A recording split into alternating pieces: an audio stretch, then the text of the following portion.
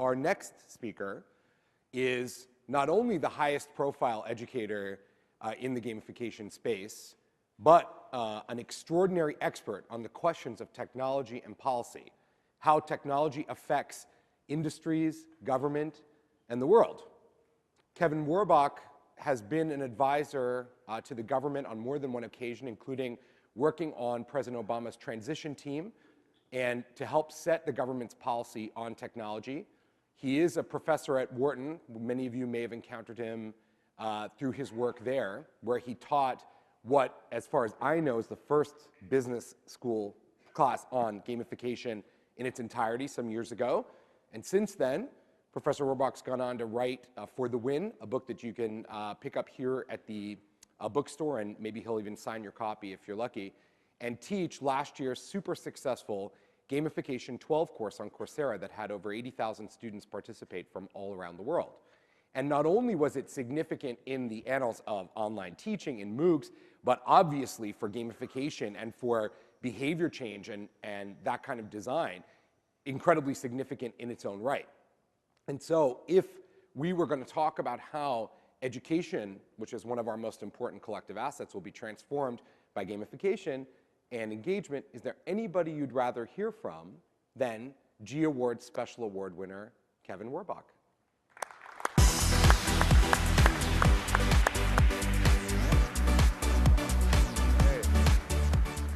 Great, thank you so much, Gabe. You pretty much gave my talk for me, but I've got 18 minutes, so I'll say a little bit more. Those were two fantastic talks that we just heard. And to me, they show the power and the potential in the world today, what a small group of people can do leveraging the resources and skills of the modern media industry, television, digital, online, corporate sponsors, and foundation sponsors. Truly amazing, extraordinary things that Tim and Asi talked about. But there's another side. And the other side is what you can do now as one person in a room in your spare time for virtually no money. And so that's my story. That's what I want to talk to you about today through the lens of the gamification course that I taught through Coursera. So I'm a professor at Wharton, the world's oldest business school, founded in 1881, one of the largest and one of the best business schools in the world. A tremendous, extraordinary institution. In its more than century of existence, there are 92,000 living alumni of the Wharton School out there in the world today. And yet, in the last 9 months, by myself, I've reached 140,000 people with a $70 webcam and a laptop. I did it, as most of you know, by teaching a MOOC, a massive open online course on Coursera. So let me just ask, first of all, how many of you, raise your hand if you either took the course last fall or you're taking it right now?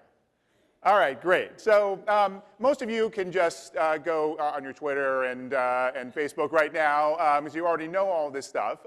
But no, actually, I'm going to give you a little bit of the behind the scenes of the class. But before I do that, I just want to say to all of you who haven't taken the course yet, I have a special major announcement to make, which is that for all of you who rate this talk highly on MemeCube, you can take my course for free.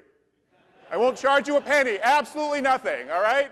Great, great opportunity. Remember MemeCube, rate this talk? All right, good.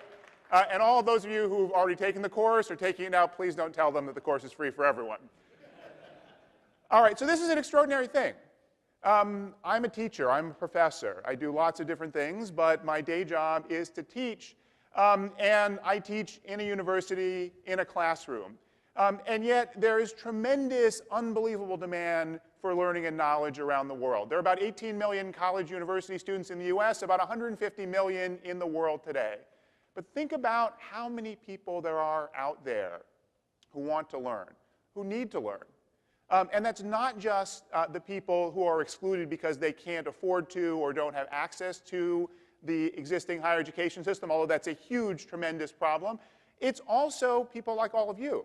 people who need more knowledge, need lifelong learning, need to find out about new fields like gamification. You couldn't take a course about gamification if you had infinite money 5 or 10 years ago when you were in school, because it didn't exist. The field didn't exist. So how do we provide that knowledge and learning that the world needs? This is the potential of this new realm of massive open online courses. And just as an aside, I'm running the second session of my course right now. It started about 2.5 weeks ago. It's a 6-week course, so it's almost halfway through. But if you're interested and haven't signed up, you can still sign up and go back and watch the videos and participate in the course.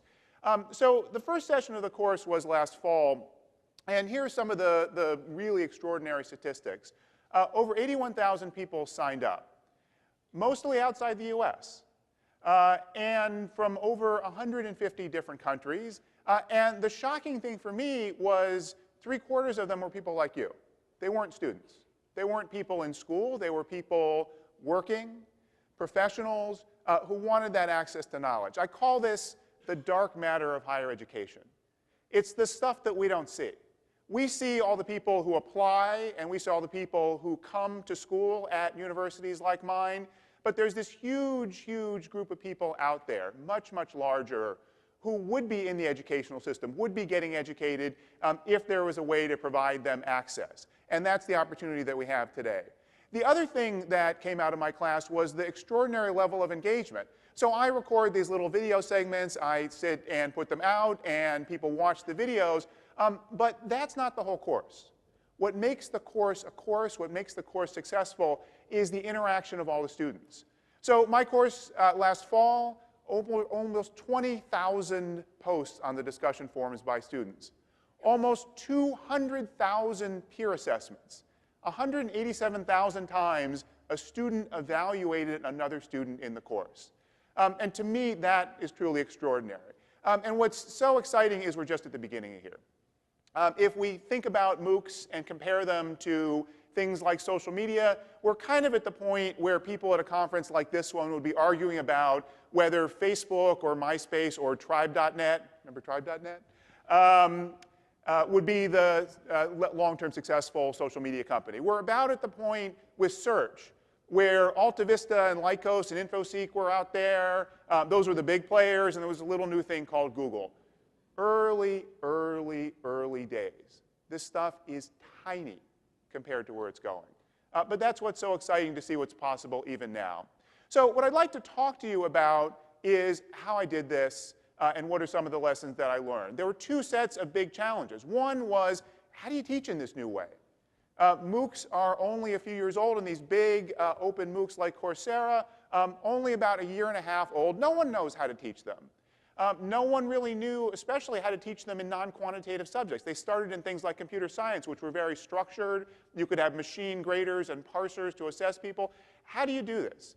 But the bigger challenge for me was I was teaching about gamification. And as Gabe said, the course that I taught only a semester before at Wharton was certainly the first business school course, and maybe the first course anywhere about gamification. So the first thing I had to do was figure out, what is this field? What am I teaching about? And this actually turned out to be a tremendously healthy thing, because it forced me to figure out the story that I was telling. Teaching is about telling stories. And one of the things that MOOCs and technology do, at least one of the things I found, is they force us to question our assumptions. Because we don't think we know what we're doing, we have to step back and say, how the hell do I do this?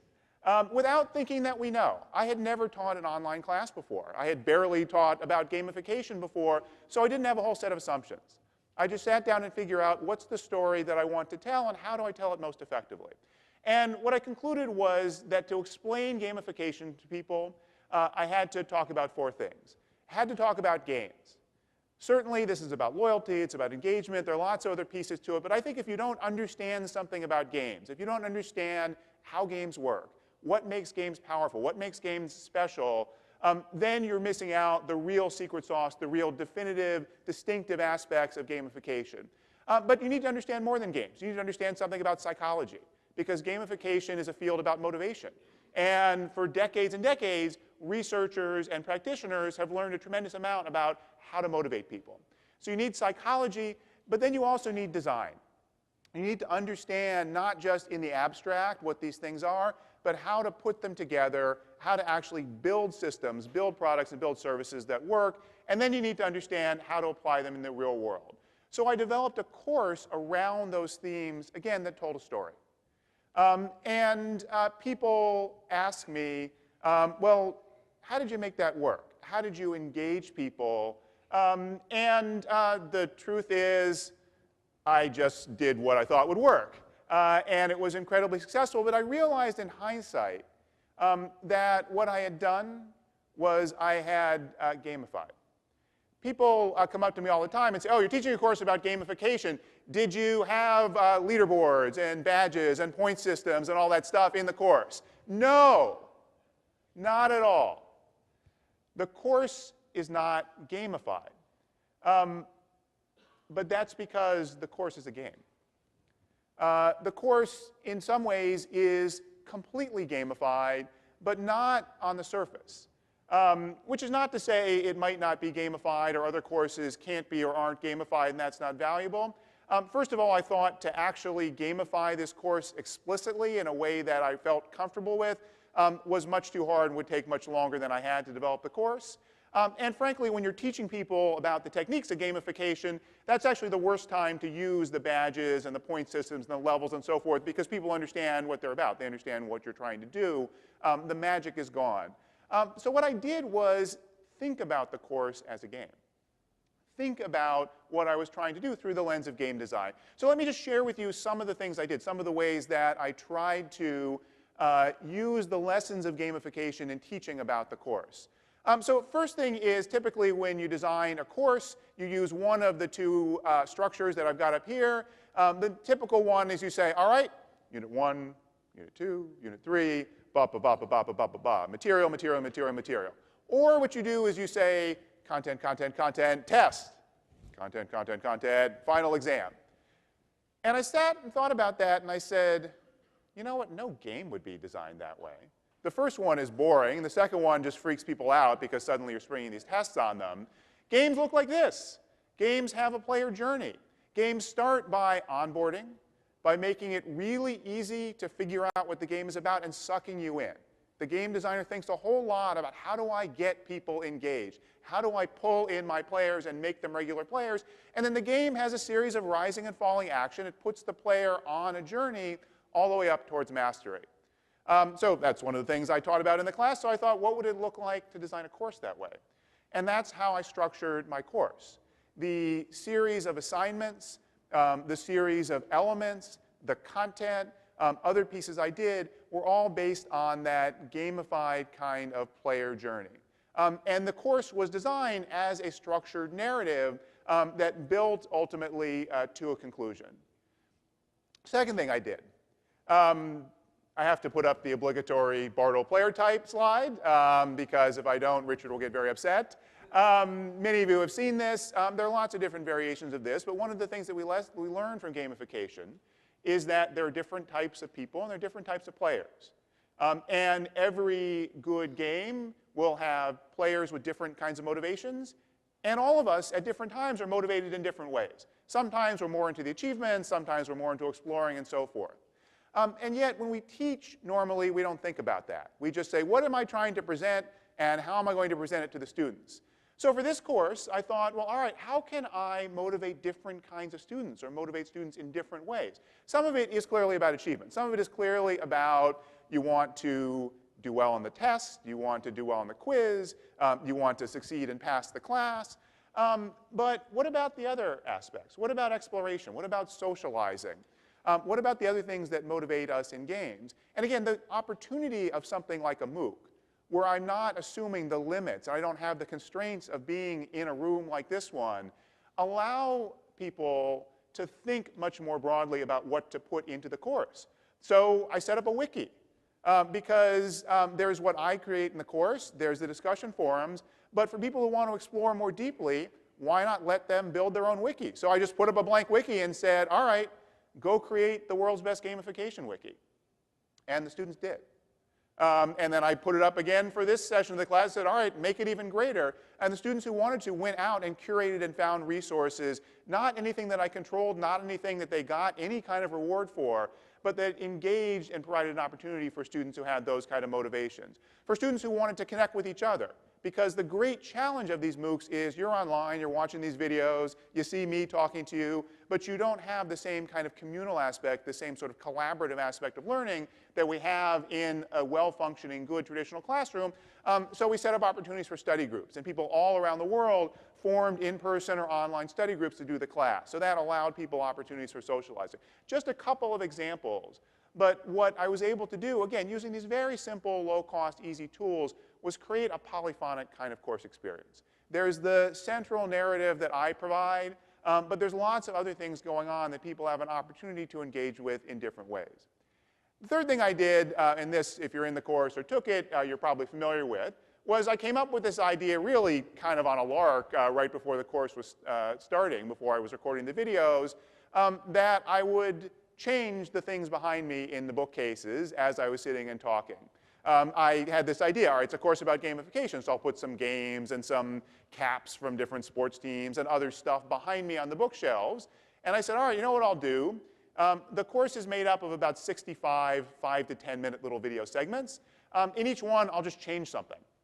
And I told the students, all right, something's changing, pay attention to what's changing. And then I said in one of the early videos, there's a secret message. Something's going to happen, I won't tell you what it is, but there's a secret message behind me in the videos. That's it. That was not part of the course content.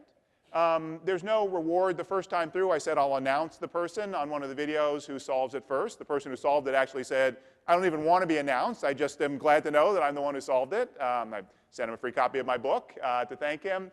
But it's just there. What it did was created a new level of engagement for students. Not for all the students. Again, the people who don't want that, the people who don't get motivated by that, don't have to do it. It creates a new dimension, new depth of the course to get people engaged in a different way. Very simple, lightweight things. None of these, I think, are particularly brilliant. None of them required all of that much work and effort and money. But taken together, what they did was transform the course. So the people at Coursera told me that of all of the MOOCs that they had run, my course had the highest engagement rate, which is pretty crazy when you think about it. It's a course about gamification. I mean, who knows what gamification is? It's not a subject that people necessarily need to learn to go get a job at a place like Google, like some of the programming courses. And yet this course people found incredibly engaging. Out of 81,000 or so people who signed up in the first session, 8,280 went all the way through the course, took all the assignments, scored above 70 points to get a statement of accomplishment. Typically, those rates are about 5%, so mine was over 10%. And for the courses that have these peer assessments, these essays that people write and grade each other, typically it's about 2.5%. So 2 to 4 times the engagement level of other courses on the platform. And the only difference I can see, the only thing that explains that, was these gamification aspects, thinking of the course as a game, designing it to be engaging. So what are some takeaways that I get from this? What I increasingly came to realize is that in education, there are 2 things that we think about, which are motivation and learning. You need to get people engaged. You need to get people to take the course and get people to stay with the course and get people to focus on what you're doing. But that's meaningless. It's useless if there's not some learning there. On the other hand, you can have lots of great content, lots of great learning, but if people don't show up, then there's no point. Then you don't get the benefit from it. And so these are 2 essential aspects in any kind of educational enterprise. And what I increasingly came to realize is that they are representative also of 2 aspects that we talk about when we talk about gamification. At places like this, some of the time we're having a conversation about behavior. We're having a conversation about how do we get people to do stuff. And that stuff might be take a course, it might be visit my website, it might be buy my products, it might be change your behavior to be healthier or something. Sometimes that's the conversation. And a lot of the insights that we can bring to bear in that conversation come from fields like marketing and economics. We talk a lot about incentivizing people and satisfying needs and status and so forth. Really helpful, really valuable. But sometimes we're having a different conversation. Sometimes we're having a conversation that I think of as a more game-based conversation, a conversation that's about fun, that's about experiences, that's about solving puzzles, and to use Kathy Sierra's phrase, about making people awesome. And the way I think about it increasingly is that those are two parts of the same whole. That if we want to do things like gamification effectively, as well as if we want to do things like teaching effectively, we need to leverage both parts. And some of what I stumbled on in doing my course was bringing both of those things into the picture as a form of teaching and reaching people. And the good news is they come together. The good news is, especially in education, we need both sides, and both sides require the same things. They both require us to think about pedagogy, about teaching in different ways. They both require us to realize that there's this tremendous, extraordinary need for lifelong learning. Learning does not start and stop when you're in school. It can't. The world changes too fast today. We all need to learn again and again throughout our careers in lots of different ways. Some of it will be from professors like me. Some of it will be from your coworkers, from your friends, from your kids. We need to greatly expand the nature of how we think about learning, and we need to do it through personalization, feedback, engaging people as active participants in their own learning. And so that's something that gamification gives us insights into. The great exciting thing about what we're experiencing today is we're developing and understanding this new set of tools at the same time as we have these new platforms for bringing them out to the world. It's a kind of extraordinary thing that one person can reach hundreds of thousands or even millions of people around the world. But that creates a great obligation, creates a great challenge for us to think about how to use that wisely and use that effectively.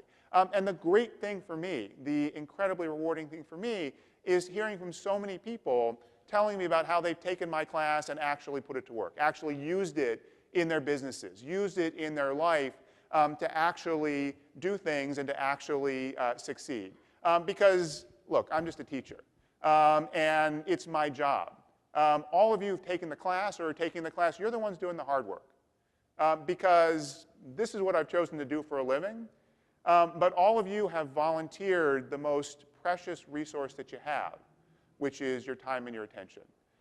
And I always value that gift, and that's what keeps me going in thinking about how to leverage even further these techniques and these possibilities that we have in the world today to do it even more broadly. So thank you all for listening. Thank you for taking the course. As Gabe said, I'll be signing the book at 2:30. There's the URLs up there. Thanks very much.